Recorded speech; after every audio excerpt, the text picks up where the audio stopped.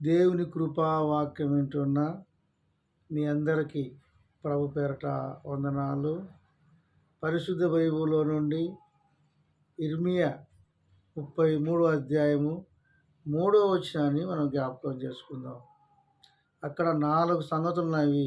4 సంగతులు మనము తెలుసుకుందాం. మొదటి మాట మనం జ్ఞాపకం చేసుకున్నట్టయితే, నాకి మొర్రపెట్టుము.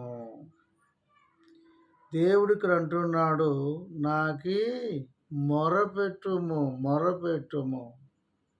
నీ అవసరాలు ఏమున్నావో, నీ ఇబ్బందులు ఏమున్నావో, నీ సమస్యలు ఏమున్నావో, నీకు ఏవి కావాలో, నీకు ఏది కొదవ ఉందో,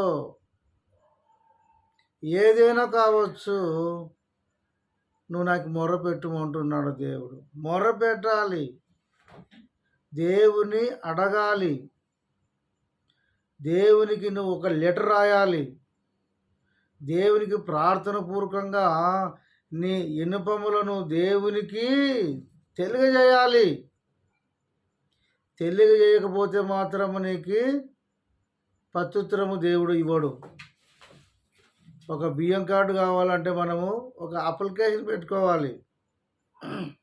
ఒక ఉద్యోగం కావాలంటే మనం అప్లికేషన్ పెట్టుకోవాలి. గవర్నమెంట్ ఇల్లు కావాలంటే మనం అప్లికేషన్ పెట్టుకోవాలి.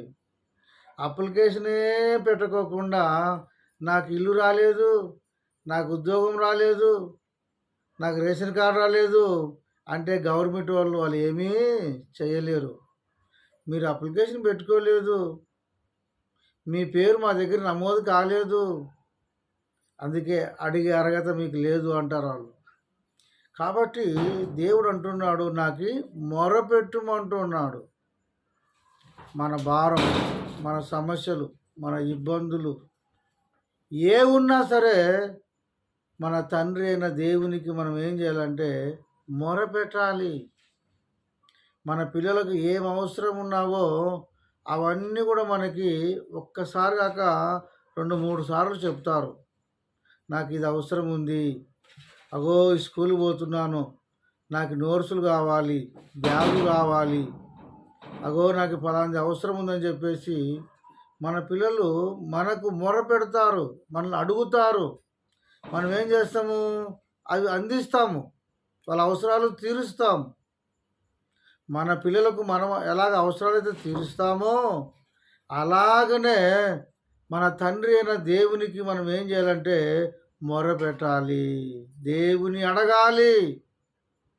దేవుని అడుక్కోకుండా నాకు అది రాలేదు ఇది రాలేదంటే ఆ తప్పు ఎవరంటే మనదే అవుతుంది.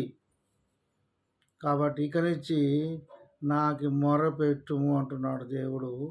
నీవు మొరపెట్టుము, దేవునికి ప్రార్థించుతూ నువ్వు మొరపెట్టుము, దేవుని అడుగుము, దేవుని బతిమాలుకునుము, ఆయన ఖచ్చితంగా నీకు దయచేస్తాడు.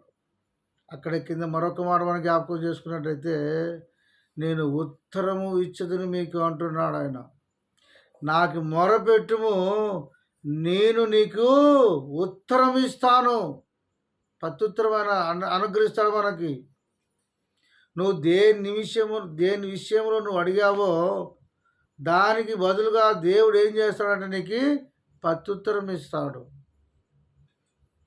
దేవుని బిడ్డలారా, నువ్వు దేవునికి మొరపెట్టుము, ఆయన ఖచ్చితంగా నీకు ప్రత్యుత్తరం ఇస్తాడు. నీకు జవాబును దేవుడు అనుగ్రహిస్తాడు. కానీ నువ్వు అడిగే దాంట్లో కూడా న్యాయంగా అడగాలి, అన్యాయంగా అడగకూడదు. చిన్నపిల్లలు ఆడుకునికి బొమ్మ అడిగితే దేవుడు అనుగ్రహిస్తాడు. ఆడుకునికే విమానం బొమ్మ అడిగితే ఇస్తాడు. ఒకటేసారి విమానం కావాలంటే కొద్ది కష్టం.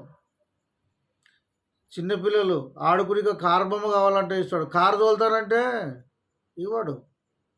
అలాగనే మనం కూడా మన స్థాయికి తగ్గట్టు మనకి ఏది అవసరం ఉందో మనం దేవునికి మొరపెట్టినట్టయితే ఆయన ఖచ్చితంగా మనకి ప్రత్యుత్తరం ఇస్తానని దేవుని ఒక వాక్యము సెలవిస్తుంది. అక్కడే మనం ఒక మాట జ్ఞాపకం చేసుకున్నట్టయితే, ఆయన నీవు గ్రహింపలేని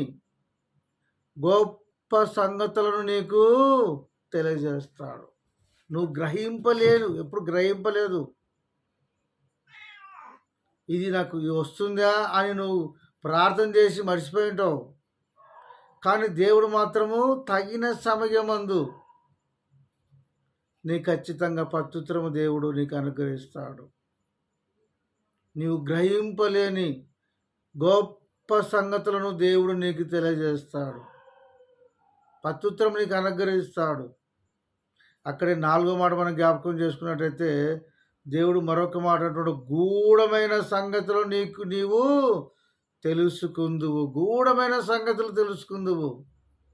నువ్వు అసలు ఊహించలేదు ఇది జరుగుతుందా జరగదా అని, కానీ దేవుడు నీకు అనుగ్రహించాడు.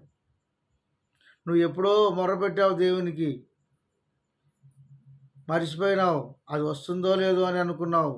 కానీ దేవుడు మాత్రము నీ నీ మొరకు ఆయన జవాబు అనుగ్రహిస్తాడు. ప్రత్యుత్తరము దేవుడు నీకు దయచేస్తాడు.